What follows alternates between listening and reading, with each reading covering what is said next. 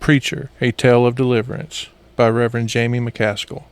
Cover by James McCaskill. Introduction. The large megachurch stands prominently on the corner of St. Paul Boulevard and Cypress Drive, its grand white steeple crowned with a gleaming golden cross. This is the Athens Church of Christ, a renowned institution founded by the evangelist Jacob Schwimmer. Schwimmer once held the title of one of the country's most influential televangelists until a scandal forced him out of the public eye. Despite this, his ministry endured, bolstered by the establishment of a Bible college on the same block as his church. The Jacob Schwimmer Bible College became a beacon for aspiring ministers, producing graduates who went on to establish their own churches. Joshua was among these graduates. He arrived in Athens over 20 years ago, following a life-changing call from Jacob Schwimmer, who was his maternal grandfather's cousin.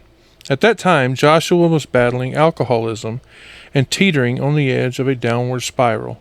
He was engaged to his high school sweetheart, but feared he would never be the man she deserved. When Jacob reached out offering a lifeline, Joshua seized the opportunity. Jacob promised to cover Joshua's full tuition at the Bible college and directed him to a local Y where he could attend Alcoholics Anonymous meetings. This offer was not only provided Joshua with a fresh start, but also set him on a path to redemption and purpose. Joshua walked along St. Paul Boulevard with his Bible tucked under his arm, heading towards the church. He wore a black clergy collar shirt with the tab in place, a style few of his fellow graduates from the college chose, but one in which he felt most comfortable. Today, Joshua had an appointment with his famous cousin, Jacob Schwimmer, and he never missed an opportunity to sit down and talk with him. Joshua walked through the expansive sanctuary, its vaulted ceilings and stained glass windows creating an atmosphere of solemnity and grandeur. As he made his way towards the double doors leading to the offices, the sound of his footsteps echoed softly in this empty space. The hallway stretched ahead with offices on either side. At the end of the corridor, he saw a familiar door to Jacob's office. Entering, he found Jacob's secretary, Jocelyn, diligently at her desk, taking calls and making notes. She looked up and greeted him with a warm smile. Joshua soon found himself in a meeting with Jacob, discussing church business, as they did every time they met. It had become apparent to Joshua years ago that Jacob saw him as a trustworthy successor, someone he could rely on to lead if he ever chose to step down. This unspoken understanding added a layer of significance to this conversation, as Joshua absorbed not just the daily workings of the church, but the deeper responsibilities that came with such a role. "Did I ever tell you about my run-in with the demoniac?" Jacob asked. This caught Joshua's attention. He had heard the story hinted at in classes on our authority in Christ, but Jacob had never gone into detail. Joshua looked at Jacob and shook his head. "No, not really." Jacob nodded and began the story.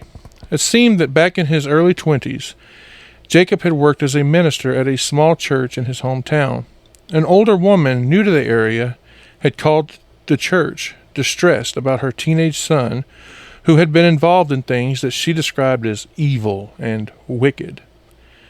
Jacob laughed as he recounted how the old lady had considered her son's interest in, well, as she put it, that rock stuff, to be sinister. Jacob admitted that he would not have given it much thought, but since the lady had asked him to come by and see for himself, he decided to visit.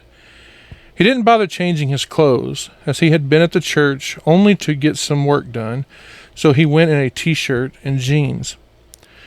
"When I arrived at the old house, I found the paint peeling, and the wiring looked like it could cause a fire at any moment," Jacob said, describing the rundown state of the house.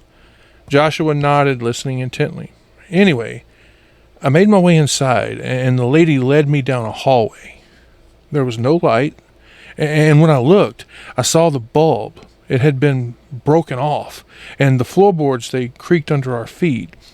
As we got closer to the room, I could smell a rotten stench, and the door, I opened it, and it made a loud creak. He was sitting on the bed, and when he looked at me, a large smile just formed on his face, and I'll never forget this. He said, "Nazarene." Jacob looked into Joshua's eyes as he said the word. Joshua found himself thinking about the story Jacob had told him as he entered his apartment later that evening. The meeting with Jacob had gone well, but it always did. He set his Bible on the table beside his door and picked the mail up off the floor and flipped through it. He found a letter from his best friend back home. Tearing it open, he read it. "Dear Joshua, I hope this letter finds you well.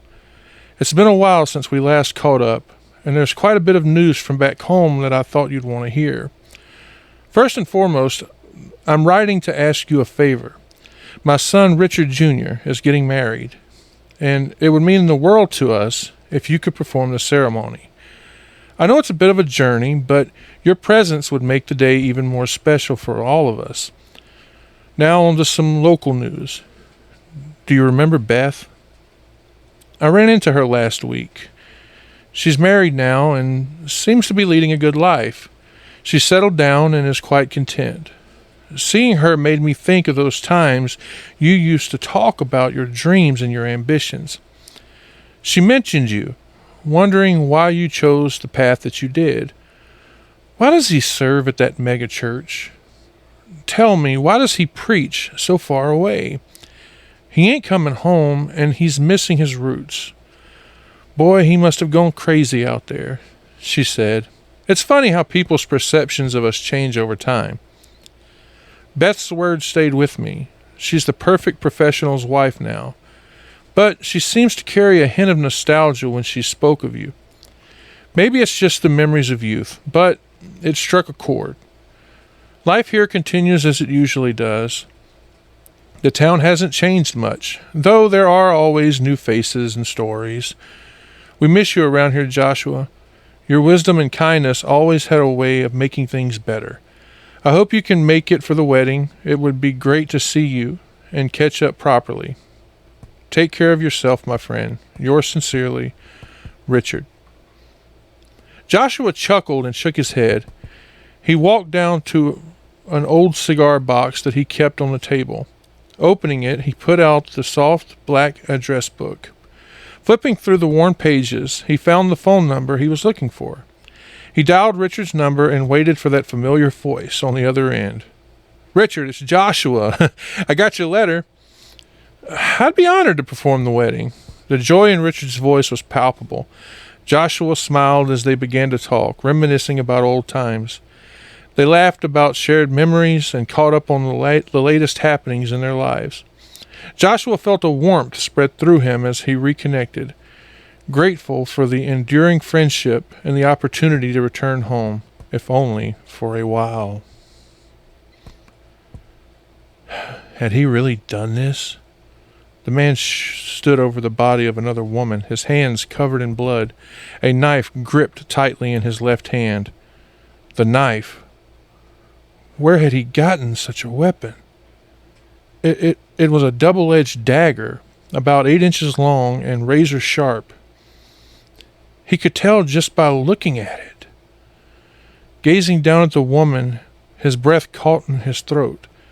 A strange symbol was carved into her abdomen. "No, I couldn't have done this. I would never," he called out, backing away in horror.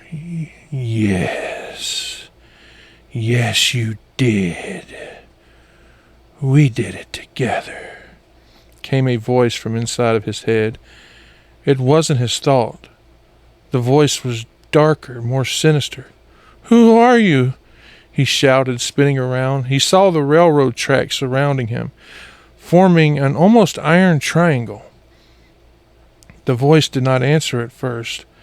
Feeling foolish, he snickered nervously before speaking out loud. You look insane. Calm down. You're talking to yourself, he mumbled. Oh, no.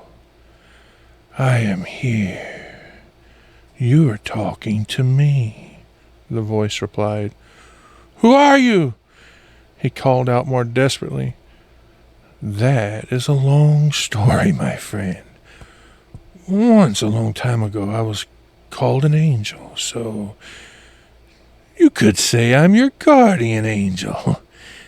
As long as you do what I tell you, as long as you allow me to use your body when I wish, I'll protect you from all harm until the appointed time, the voice told him, snickering once more. The appointed time? The man asked, his eyes darting around in desperation. Yes, the appointed time, the voice replied, its tone dripping with sinister satisfaction. Now, do you agree? The man stood in silence, lost in thought as he stared off into the distance. The gravity of his situation weighed heavily on him, but something in the voice compelled him. Yes, I agree, he murmured. The voice emitted a low, pleasing growl. Good. Now, head that way. We left her car there. Take it and drive south. Drive south until I tell you to stop. Nodding mechanically, the man walked in the direction the voice had commanded.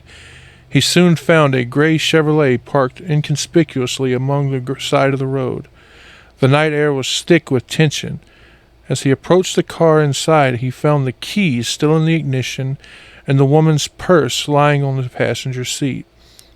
He opened the purse and rifled through its contents, his hands trembling slightly. He found some cash, a few credit cards, and various personal items. Taking all the money, he tossed the purse out of the car window, watching as it landed in the street, its contents scattering. Sliding into the driver's seat, he started the engine and felt a shiver run down his spine.